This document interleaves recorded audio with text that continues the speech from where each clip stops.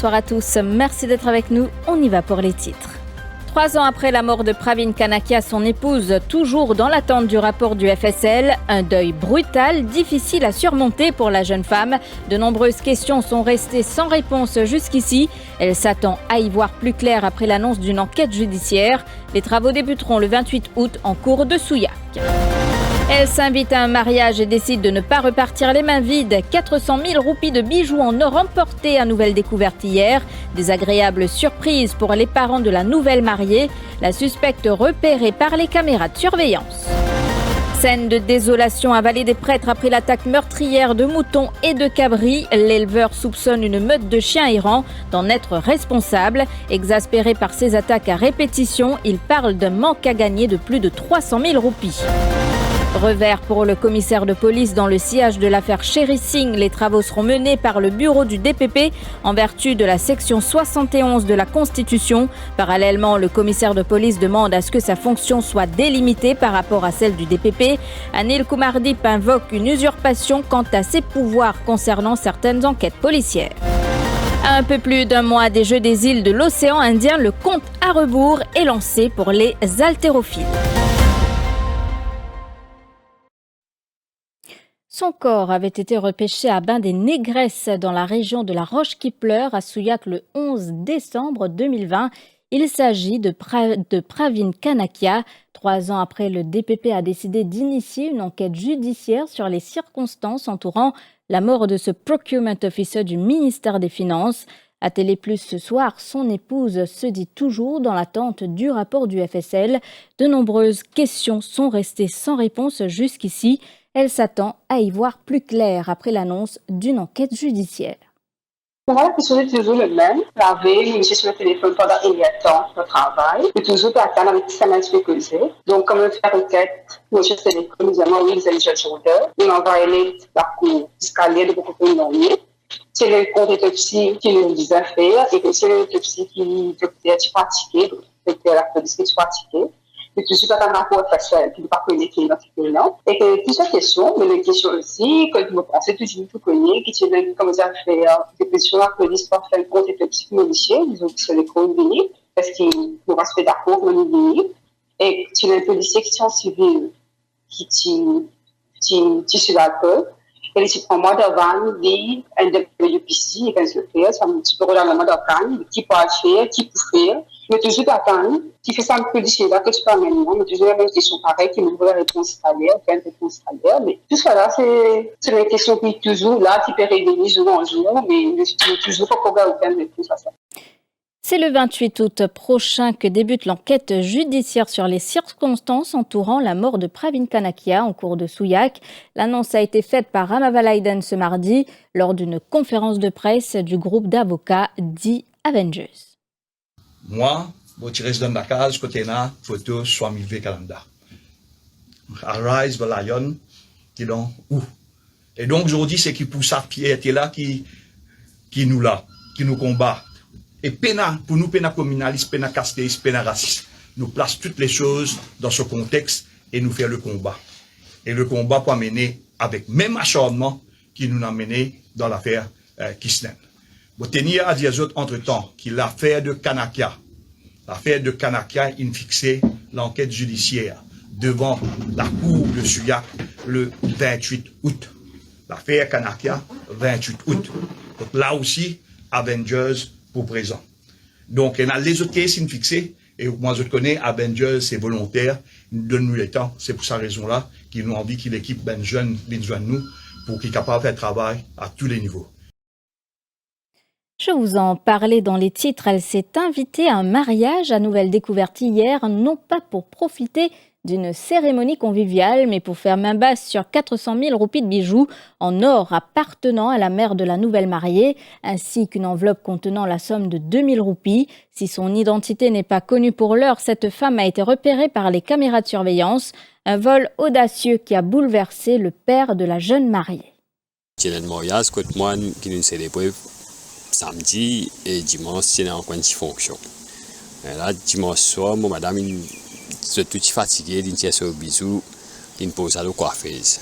Il y a l'après-midi, vers 10h30, comme ça, elle faisait sortir. Mais entre-temps, bon, madame, il ferme la clé à porte et puis il pose à la tablette, il pose la clé de la tablette. Dans l'absence, et madame, il rentre dans la case. Pendant plus de 20 minutes, il fait dans la case, mais il retourne tout le bisou, parti là. Nous pas connu madame là. Il n'est pas un habitant dans la région. Mais... Et qu'apparemment, mon téléphone un peu, petit monde partout, il fait même action un peu de terre rouge. Non, mais nous pas croiser madame là, nous retourner, il finit à aller. Il y a un plastique dans une enveloppe, puis il y a une casse là-dedans. Par exemple, madame dit, moi, je ne peux pas casser dans l'enveloppe là. Je dis, madame, non. Il dit, c'est 2000 euros. Je dis, non, mais quand il rentre, il prend. Madame dit, attends, je vais mon bisou. Et je vais ce bisou, tout ce boîte de bisou vide. Il y a 6 bracelets qui sont en l'eau et du serre. 6 bracelets, ça va aller à petit 400 000. C'est un souvenir qui, comme on dit à l'époque, nos grands-parents, la Mecque, de terminer. Et en tout, combien de perdu là? En tout, d'après l'évaluation, il y a 6 batanas, 2 bagues d'eau et somme de 2000 roupies. À peu près, en tout, combien vous estimez? Plus de 400 000. Nous tu fais évaluer nos bisous qui arrivent de 440 000. À 2 bagues là, quand ajouter, il vient plus de 450 000. Scène de désolation à Vallée des Prêtres après l'attaque meurtrière de moutons et de cabris. L'éleveur Vishnu Chandramoudi est abattu après la perte d'une dizaine de bêtes et d'autres ont été blessés. Il soupçonne une meute de chiens errants d'en être responsable. Exaspéré par ces attaques à répétition, il parle d'un manque à gagner de plus de 350 000 roupies. Je mange tantôt 6 heures, je finis de faire mon porc pour aller. Tout le monde a tout correct, tout bien stable. Quand matin, il venu vers le porc, je tout scellé pour tout scellé.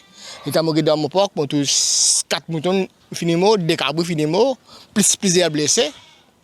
Mais les chiens n'ont pas partout. Ils ne rentrent pas métallique. Les chiens iront. Mais bon, les affaires complètes contre les chiens là. Je dis à peine à remettre plus ça. Vous allez arroser l'affaire complète. Plusieurs fois, vous allez arroser l'affaire complète, jamais personne ne venu. Et puis quand ça problème? Problème là, bien longtemps. Pas juste pour tout seul, il y a un problème là. Il y a des gens qui ont des encore là, il y a un problème là. Les chiens rentrent dans d'autres porcs, ils mangent tous les autres aliments. Puis c'est pareil encore. Les chiens rentrent dans d'autres porcs, ils mangent tous les aliments qu'il y a. Et comment vous connaissez les chiens ça? Il y a un maudit partout. Arrête mon porc là. Arrête quand même, il y a un cabri qui est blessé encore. Et à peu près combien il valait, combien aussi? Mon valeur est à 350 000. On est encore dans une situation un peu critique. C'est ça qui finit à 130 000. Là, on est encore. Et bien, c'est qu'une blessure là qui peut faire là. Mais par contre, ça, on a bien sapé. Bien bien. C'est quand les chiens vont faire poisson dans les cours.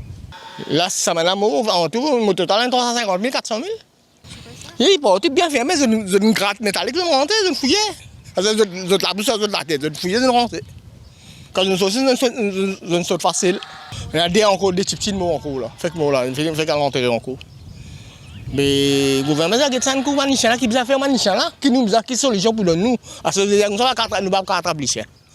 Mais les chiens peuvent faire quoi dans Maurice partout. C'est bon, nous avons 3 mois, 4 mois, voilà. Un gros moment cabri, les chiens qui mordent, on retrouve lui-même. Mais c'est un mot. On a plusieurs petits cabris encore de mots, les chiens. Parce que on a cessé, on a cessé plein pour produire. On a cessé particulier. Fait qu'acheter, on a 4 mois, on a cessé ça là. Et depuis combien de temps ça travaille là? Travail là, il y a 20 ans passé, c'est mon travail. C'est mon besoin de ma famille, c'est mon besoin de ma famille. Le commissaire de police a subi un revers dans le sillage de l'affaire Sherry Singh. La magistrate Nitisha Sibaluk s'est prononcée dans le litige constitutionnel opposant le directeur des poursuites publiques au commissaire de police ce mardi. Elle a statué que les travaux seront menés par le DPP, cela en vertu des pouvoirs conférés à ce dernier, comme stipulé dans la section 71 de la Constitution. Vous le savez, Sherry Singh et son épouse Valsha font face à une accusation provisoire de conspiracy to commit money laundering. L'affaire sera de nouveau appelée le 8 août prochain. Mon propos ajoute ce que Urmila déjà dit, mais je suis confiant que ce ruling là, c'est un ruling très motivé pour amener fin à toute polémique. Si jamais il y avait polémique, quand le rôle du commissaire de police arrêté, quand le rôle du DPP commencé. Et mon crois c'est bien pour la bonne marche de la justice. OK? Merci.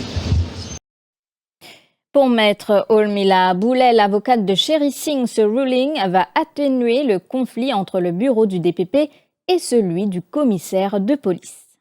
Le ruling est très bien écrit, très élégamment aussi fait. Au fait, à la base, ce qu'on comprend, c'est que la magistrate peut dire, si un a envie de paraître pour le commissaire de police, elle dit, le bureau du DPP, comme ça se fait normalement. Mais il ne fallait pas une initiation que le commissaire de police ait une représentation séparée et le DPP peut représenter lui aussi séparément.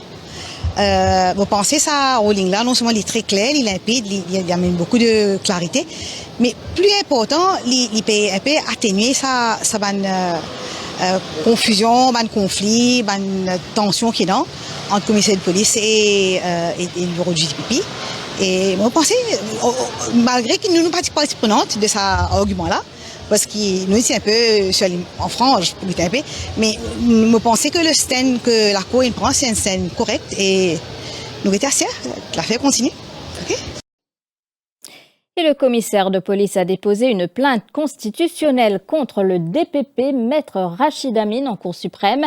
Anil Kumardip demande à l'instance de déclarer, entre autres, que le DPP et ceux agissant sous son autorité ont usurpé les pouvoirs du CP sous l'article 71 de la Constitution. Cela en ce qui concerne les questions liées aux enquêtes de police. Le CP évoque notamment dans sa plainte les cas des frères Bissessar et Doumila Moipet, l'activiste Bruno Lorette, l'ancien CEO de Mauritius Telecom, Sherry Singh, et de Shaban Debidine. Le patron des casernes centrales demande aussi à la Cour suprême de délimiter sa fonction par rapport à celle du DPP concernant les enquêtes de police en cours. L'affaire sera appelée le 7 septembre prochain. Le bureau du DPP demande du temps pour statuer sur la motion de Doumila Moipet. Cette marketing exécutive de 47 ans veut que l'accusation provisoire de possession de drogue retenue contre elle soit rayée.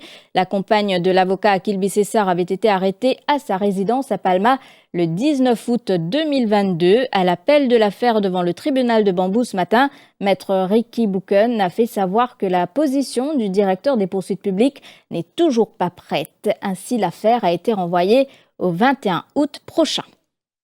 Le DPP prend contact avec nous. Il demandait que de tout un peu plus de temps. On fait une motion, étant donné avec tous les dossiers qui vous êtes traités pour l'instant, ne pas le faire difficile, pas difficile. Apparemment, le file pas au complet, et je crois qu'on recevoir le file en entier. Alors, je demande un délai de 1 mois, qui nous accepte de 2 heures. Mais nous maintenir que la prochaine fois, quand l'affaire est écoutée, si ce pas de nous step, nous procédons avec nous à augmenter. Parce qu'il finit à 3-4 mois déjà, depuis que charge contre Akil Bissessar, charge provisoire contre Akil Bissessar fait rayée, et pendant quelle raison charge contre Akil Bissessar rayée et charge contre mon client pour rayée. C'est le même cas, même cette fax. Alors c'est pour ça que la prochaine fois, si je pense que c'est un peu comparé, nous pourrons insister, nous pourrons faire nos augmentations. La page Facebook Sun TV News n'a rien à voir avec le MSM, mais l'auteur d'une publication hautement diffamatoire sur des journalistes, toujours pas démasqués, affirmation de Pravin Jugnauth ce matin à l'Assemblée nationale lors de la PMQT à une question du député travailliste Main Ganga Prasad. Par ailleurs, depuis janvier 2015 à ce jour, 1308 commentaires et publications illégaux sur les réseaux sociaux rapportés à la police. Le député Patrick Assirbaden a lui dressé un parallèle entre deux cas, l'arrestation d'une internaute pour des propos contre le Premier ministre sur les réseaux sociaux et la plainte de 3 journalistes contre la page Sun TV News et où il n'y a eu jusqu'ici aucune arrestation. Extrait. Le Premier ministre peut-il dire à la Chambre, est-ce qu'il a soulevé la question avec le commissaire de police concernant la question de l'honorable Ganga Prasad quand les 3 journalistes de Radio Plus et Top FM ont donné leur déposition? Ça fait presque 1 année, rien n'a été fait. Et dans le cas du Premier ministre qui a donné une déposition et le lendemain, une internaute pour une blague a été arrêtée. Est-ce que cette question a été soulevée avec le Premier ministre concernant cette politique de 2 points de mesure? Le Premier ministre, le lendemain, et les journalistes, une année après. Et, Monsieur le Président, je crois que l'honorable membre n'écoute pas quand je réponds à une question. Son collègue, l'honorable Ganga Persad, qui a posé la question concernant cette publication concernant Sun TV. J'ai pris le temps de la Chambre pour donner les détails. Qu'est-ce que la police a fait? Il n'écoute pas. Et il vient dire toutes sortes de choses. So, I will refer him to the answer that I have given previously to Honorable Ganga Persad. Toujours lors de la même séance, le député Vikash Nakchedi avait cette question pour le Premier ministre, extrait. Is the Honorable Prime Minister aware of a recent post on the social media where a media reporter, Mr. A.K.R. Sahab, uttered some words of vulgar nature while reporting on proceedings held at the Privy Council, and whether any action is envisaged in that case? Thank you. Well, Mr. Speaker, sir, yes. I think all of us are aware of this post. As regards to the other part of the question, I'm informed by the Commissioner of Police that an inquiry has been instituted into the matter following Cyber Patrol. 20 heures passées de 19 minutes, la suite après la pub. «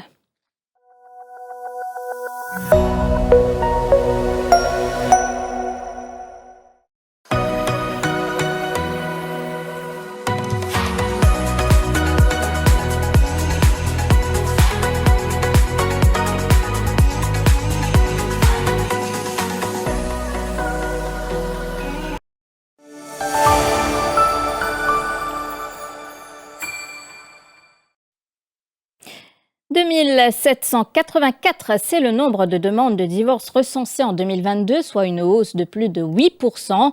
2831 cas jugés en 2022 comparé à 2487 en 2021. À savoir que plus de 88% des 2831 cas réglés ont abouti à un divorce prononcé. On retient également qu'en 2022, 946 pétitionnaires étaient des femmes contre 628 hommes et 888 divorces ont été prononcés par consentement mutuel des deux parties en 2022 contre 827 en 2021. Le compte à rebours est lancé pour les haltérophiles à un peu plus d'un mois des Jeux des îles de l'océan Indien prévus du 25 août au 3 septembre à Madagascar. Les sélectionnés entament la dernière phase de préparation. Les leveurs de fonte sont en stage résidentiel au Point Jérôme Youth Training Center à Maïbourg depuis le début de la semaine. Selon le head coach Oldas Constantin, les sélectionnés ont du pain sur la planche. Bon, c'est vrai qu'il y en a beaucoup à régler, mais j'espère que dans les 30-40 jours qui restent, on va les faire. C'est dur parce que la période était très très courte. Mais les athlètes, ils font le maximum pour... Et là, il reste un mois de stage. Ouais. Il y a quoi au programme justement? Au programme, déjà, il faut lever de plus, il faut essayer d'améliorer leurs résultats. Et espérons-le que jusqu'au Jeux des îles, on va se battre le record et aussi on va prendre le maximum de médailles possible. Donc c'est quoi l'objectif? L'objectif c'est de battre le record? Battre le record et peut-être on va essayer de battre mon record de médailles. J'ai fait 21 ou 22 médailles d'or, peut-être on va essayer de faire plus. Pourquoi pas? Et on a vu, la sélection s'est quand même rajeunie par rapport à... c'est pour ça que ça va être très dur. Ça va être très dur parce qu'il y en a 3-4 personnes qui sont les anciens qui gagnaient facilement, mais non, on les a pas. C'est déjà encore plus dur. Mais on essaie avec des gens de voir. On a fait la première compétition communautaire, c'est bien passé, ils ont déjà bien progressé, mais on voit par la suite. La 11e édition des Jeux des îles permettra au jeune Nigel Augustine de faire son baptême de feu lors de l'événement de l'océan Indien. Médaillé de bronze au dernier championnat du Commonwealth en Inde, il espère monter sur le podium. C'est une grande compétition assez rock chaque 4 ans. Et depuis les derniers Jeux, je me suis envie de commencer à haltérophilie, participer. Avec du dur travail, on arrive à faire. Et là, tu reviens justement dans une compétition, les championnats du Commonwealth, avec une médaille de bronze. Est-ce que tu espères attendre, retrouver sur le podium? Bon, on était là-bas à 5 de la catégorie junior, à 14 de la catégorie senior. J'ai fait de mon mieux. On a travaillé dur, il y a des grosses batailles. Ça s'est joué à 1 kg et j'ai gagné avec 3 records nationaux aussi à la fin. Et qu'est-ce que tu attends pour tes premiers jeux? Une meilleure performance, des 3 records seniors. Et une place sur le podium, c'est impossible? Bien sûr, c'est ça le but. On y va pour l'eau. Une canicule inédite affecte l'hémisphère nord avec des températures atteignant jusqu'à plus de 35 degrés en Italie, en Chine, au Maroc, au Japon ou encore aux États-Unis. Dans ces pays, les autorités ont été contraintes de prendre des mesures drastiques pour faire face aux vagues de chaleur et à de nouveaux incendies. Vandana Valen-Lodio, une Mauricienne établie en Italie, raconte comment la chaleur affecte son quotidien. Dans le nord de l'Italie, donc exactement dans la province de Bergame. Actuellement, c'est presque 2 heures de l'après-midi. Et la chaleur se fait sentir, donc il fait très très chaud actuellement dans le nord. Et déjà le matin vers 7h, 8h, nous déjà arrivons dans les 26-27 degrés. Alors que dans le sud de l'Italie, c'est encore plus pire. Donc ça arrive dans cette semaine-ci, ça arrive dans les environs 46-48 degrés dans les heures plus chaudes, donc de 11h à 3h de l'après-midi. Et donc les autorités conseillent beaucoup de personnes restent à la maison, surtout les personnes âgées, les enfants qui sont actuellement en vacances. Et donc conseil c'est beaucoup d'eau et si possible reste à la maison et surtout aussi la protection solaire parce que le soleil là vraiment piqué et comment se capable de trouver juste en arrière. C'est beaucoup d'humidité, donc sentir vraiment la chaleur doublement. Et puis en Inde, la montée des eaux de la Yamuna atteint les murs du Taj Mahal pour la première fois en 45 ans, alors que les pluies de mousson continuent de s'abattre sur le nord de l'Inde, provoquant des inondations et des glissements de terrain généralisés dans la région. Le mausolée du XVIIe siècle est situé sur les rives méridionales de la Yamuna, dont le niveau d'eau a atteint 150 mètres lundi, soit le niveau le plus élevé depuis 1978. Voilà, c'est ici que prend fin cette édition. Merci de l'avoir suivi. Je vous souhaite de passer une excellente soirée.